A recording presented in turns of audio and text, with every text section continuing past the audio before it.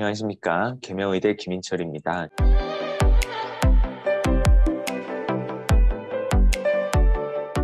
저는 심초음파 검사의 보험 적응증에 대해서 말씀드리고 사례별로 이를 알아보도록 하겠습니다. 심초음파 급여 기준이 2021년 9월부터 적용되게 되어서 환자분들은 비급여 말고 이제 보험급여를 받고 심장 초음파를 시행할 수 있게 되었습니다. 심초음파 급여 기준을 조금 더 세세하게 살펴보면 진단 경흉부 심초음파의 경우에 단순, 일반, 전문으로 나누어서 기존 약 한 30만 원 가량 하던 심장 초음파를 보험 적용을 받아서 이번의 경우에는 만 원에서 한 4만 원 정도, 외래에서는 5만 원에서 한 많게는 한 13만 원 정도의 보험급여를 적용받아서 시행을 할 수 있게 되었습니다. 그리고 이 횟수를 연 1회 적용해주고 있는데 초과하는 경우에는 선별급여라고 해서 본인 부담률 80%를 적용해서 다음과 같이 단순, 일반, 전문은 각각 7만 원에서 17만 원 정도 비용으로 환자분들이 시행을 할 수 있게 되었습니다.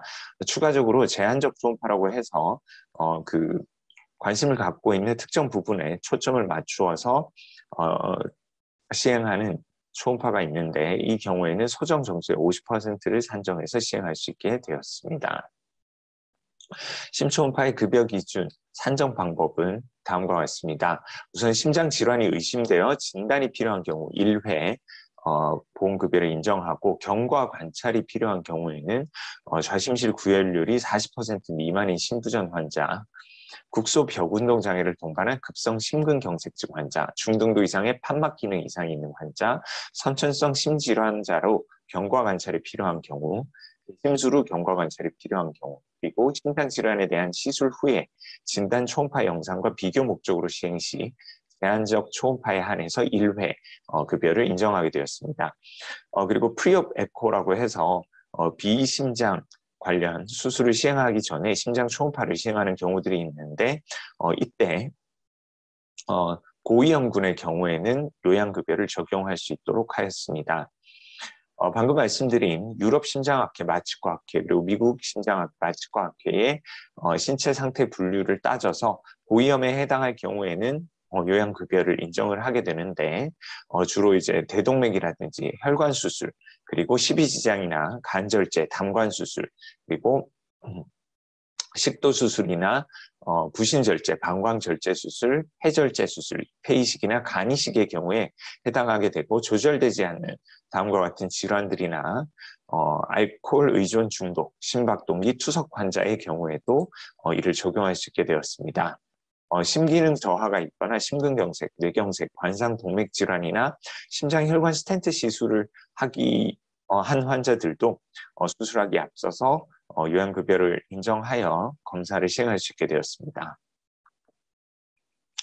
추가적으로 중증 난치 질환이나 희귀 질환에 해당할 경우에는 기존에 이 중증 난치 질환, 희귀 질환에 해당하는 산정특례의 기준에 맞추어서 그대로 적용을 할 수 있습니다. 그 외에 추가적으로 의학적 필요가 불명확한 경우 진료 의사가 충분히 설명하면 환자가 동의하에 비급여로 시행할 수 있는 여지는 남겨두었습니다. 사례별로 살펴보겠습니다. 호흡곤란으로 내원한 환자에서 일반 엑스레이 사진에서 심비대가 의심되는 경우에는 호흡곤란의 증상이 있고 심비대가 의심이 되기 때문에 진단이 필요한 경우로 보험급여를 인정받을 수 있습니다. 두 번째 사례로 심근경색 기왕력이 있고 국소 벽운동 장애가 있는데 이 환자분의 경우에는 6개월 전에 심초음파를 시행한 적이 있습니다. 여기에서 약제를 사용하고 나서 심근 기능이 호전되었는지를 확인하고 싶어서 시행하는 경우에는 연 1회를 초과하기 때문에 보험 가격의 80%를 선별로 적용할 수 있습니다. 다음과 같은 비용을 환자분은 지불하게 됩니다. 세 번째 사례로 10년 전에 승모판막 성형술을 시행하고 특이 증상 없이 일상생활을 하고 있다 하더라도 승모판막 성형술, 즉 개심술을 시행했기 때문에 경과관찰이 필요한 환자로 연 1회 보험을 적용받아 심초음파를 시행할 수 있습니다.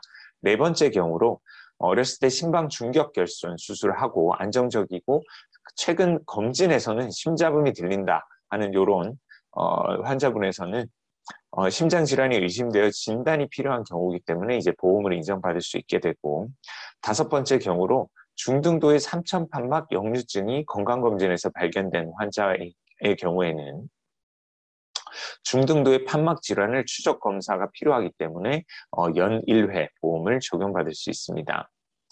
여섯 번째로 심실 중격 결손이 있으나 크기가 작아서 수술 없이 경과 관찰 중인 환자의 경우에는 심실 중격 결손이라는 선천성 심질환으로 경과 관찰이 필요하기 때문에 연 1회 보험을 인정받을 수 있습니다. 일곱 번째로 기왕력이 없는 52세 여자 환자이고 자궁근종으로 로봇 수술을 시행하기 전에 심초음파를 하게 되는 경우에는 기왕력도 없고 자궁근종 같은 그렇게 고위험에 해당하지 않는 환자이며 비교적 젊은 연령의 환자분으로 의학적 필요성은 불명확한데 환자가 원한다면 설명 후에 비급여로 시행할 수 있겠습니다. 여덟 번째 사례는 심낭삼출로 경피적 배액술을 시행한 환자에서 심장질환에 대한 시술 후 진단 초음파 영상과 비교 목적으로 시행하는 제한적 초음파의 경우에는 1회 보험을 적용할 수 있습니다. 제한적 초음파는 앞서 말씀드린 것처럼 문제되는 부분만 확인 및 저장하는 초음파로서 기준 검사의 50%를 산정하게 됩니다. 아홉 번째 경우는 이엽성 대동맥 판막으로 경피적 대동맥 판막 삽입술을 시행하고 일상생활을 잘하고 있는 환자에서 이런 경우에는 바이커스피드 에올틱 밸브로 산정 특례가 적용되기 때문에 보험 가격의 10%로 적용할 수 있습니다. 다음과 같은 비용으로 비교적 저렴하게 시행할 수 있게 되겠습니다. 다음으로는 이제 심초음파의 급여 기준에 해당하는 각각의 심초음파에서 어떤 영상을 저장해야 하는지에 대해서 말씀드리겠습니다. 우선 단순 초음파의 경우에는 2D 또는 M모드 심초음파에서 유관 측정을 포함한 그 방법으로 좌심실 박출량을 측정하고 페리카디악 에퓨전, 즉 심낭 삼출액의 유무와 양을 평가하는 것을 목표로 합니다. 좌심실과 우심실 영상을 포함해서 최소 5개 이상의 영상을 획득하여야 합니다. 다음으로는 다음과 같은 영상들을 획득하시면 되겠습니다. 다음으로는 일반 초음파에 대해서 말씀드리겠습니다. 2D나 M모드, 도플러심 초음파를 이용해서 좌심실의 직경과 두께, 좌심방의 크기, 대동맥의 직경, 좌심실의 이완 기능, 판막 질환의 정량적이 아닌 정성적 평가를 목적으로 하는 초음파가 되겠습니다. 앞서 말씀드린 단순에서 들어가는 표준 영상과 함께 좌심실, 우심실, 좌심방, 우심방, 대동맥, 하대정맥, 심장 판막의 영상을 획득하여야 하고 좌심실의 이완 기능의 평가를 위해서 필요한 승무판 유입 혈류 간헐파 도플러와 승무판륜 조직 도플러 정지 영상 그리고 판막 질환의 정성적 평가를 위한 컬러 도플러 영상이 추가되어서 최소 10개 이상의 영상을 획득하여야 합니다. 기본적인 심초음파 영상은 파라스터널, 에피컬, 서브코스탈, 그리고 수프라스터널 영상을 포함하고 있고 이 각각의 윈도우에서 영상을 다음과 같이 획득하여야 합니다. 파라스터널 롱액시스 뷰는 다음과 같이 그 LA, LV, 에올타, RV를 포함해서 영상을 획득하고 파라스터널 숏액시스도 다음과 같이 에피칼 뷰에서 에피칼 4챔버 그리고 2챔버, 3챔버 뷰 영상을 포함하여야 합니다. 서브코스탈 뷰에서는 리버를 매질로 해서 이렇게 4챔버 뷰 그리고 파라스터널 롱액시스 뷰와 숏액시스 뷰를 획득할 수 있고 IBC 영상을 잡을 수 있습니다. 수프라스터널 뷰에서도 이제 에올틱 아치를 다음과 같이 획득을 할 수 있고 이것은 옵셔널하게 추가적으로 획득하면 되겠습니다. 중요한 것은 이제 마이트랄 인플로우 패턴을 다음과 같이 정지 영상으로 저장을 해두어야 하고 티슈 도플러를 이용해서 다음과 같이 추가적인 영상을 획득하여야 합니다. 다음은 전문 초음파를 말씀드리면 전문 심초음파는 앞서 일반 심초음파에서 해당하는 부분들을 모두 포함하면서 추가적으로 좌심실 국소 벽운동 평가 또는 스트레인을 이용한 심근 기능의 정밀 평가 또는 3차원 심초음파를 이용한 심실 용적 또는 심장 내 구조의 평가 또는 판막 기능의 정량적 평가를 목적으로 하며 최소 15개 이상의 영상을 획득하여야 합니다. 좌심실 국소 벽운동 평가를 다음과 같은 영상에서 시행하고 스트레인과 3D 그리고 판막 기능의 정량적인 평가를 추가해야 합니다. 4D 영상을 측정하는 다음과 같은 고급 밴더에서 시행할 수 있는 영상 획득을 통해서 4D 퀀티피케이션을 시행하는 것이 포함되어야 하고 또는 스트링 검사를 다음과 같이 시행을 할 수 있습니다. 제가 말씀드린 내용을 정리를 해보겠습니다.